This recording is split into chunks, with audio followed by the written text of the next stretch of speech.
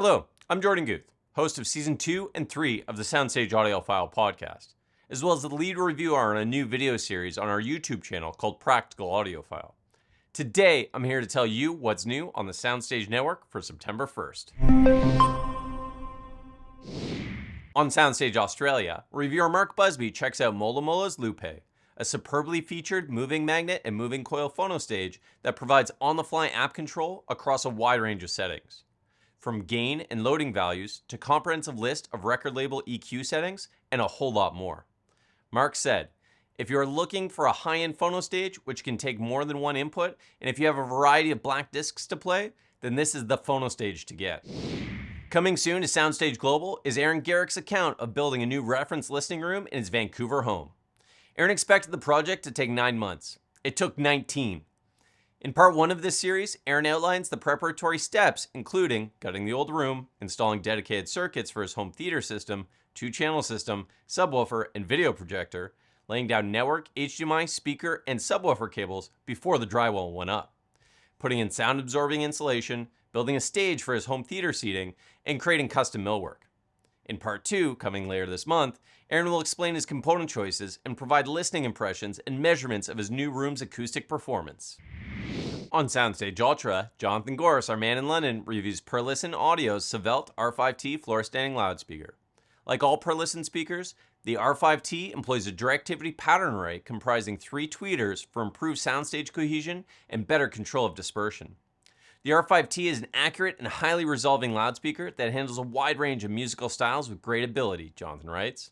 Then continues, the precision of this instrumental placement and soundstage is a real highlight.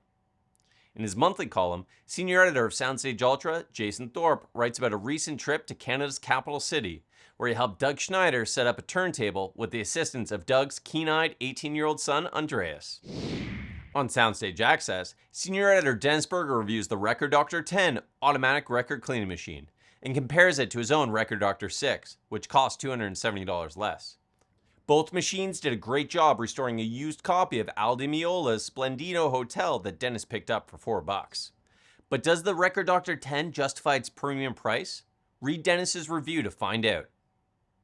His most controversial editorial yet, Dennis asks if hi-fi is a fetish for some folks or merely a kink. Hi-fi is a kink for me, he confesses, then adds, it's not necessary, but it surely heightens the experience in a meaningful and perfectly healthy way. On SoundStage Hi-Fi, Roger Cano reviews NAD's Masters M66 Stream Preamplifier, which features BlueOS multi-room streaming, Dirac live room correction, and Dirac live bass control. I would not hesitate recommending the NAD M66 if it cost $10,000, Roger concludes. At its price of $54.99, it's a no-brainer. I cannot think of another product at a comparable price that comes close to the M66 in performance and flexibility.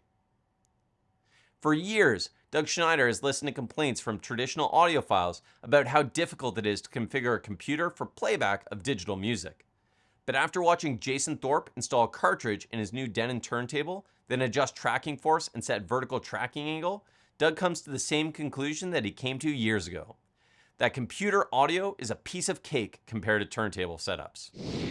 Many artists are mastering their latest albums in Dolby Atmos and offering spatial audio versions on Apple Music, Amazon Music Unlimited, and Tidal. These services also have spatial audio versions of many classic albums from the 1960s onwards.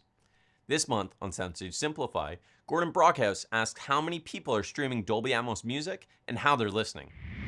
Now that streaming is the main money spinner for the music industry, some people are predicting the demise of the CD. But as music editor Joseph Taylor notes in his monthly column, with streaming, listeners cede control of their music collections to record labels and streaming services. If the CD goes, we'll miss it, he writes. On SoundStage Solo, senior editor Jeffrey Morrison reviews Hi-Fi Man's EF400 DAC headphone amplifier, which delivers a beefy 4.4 watts per channel. In Jeffrey's tests, this handsome amplifier powered the demanding Odyssey LCD3 headphones effortlessly. In his monthly editorial, Jeffrey asks a fundamental question. Is there a place for good headphones that aren't accurate? Then adds, I feel like my hand is hovering over a third rail here. I'm going to climb way out on a limb and say, theoretically, yes. That's everything, but I want to remind you to check out soundstage.com to find all the new article links. Also, if you haven't subscribed to our YouTube channel yet, We're at youtube.com/SoundStage Network. We have new videos posted every few days. And if you want to hear more from me, check out the SoundStage Audiophile podcast.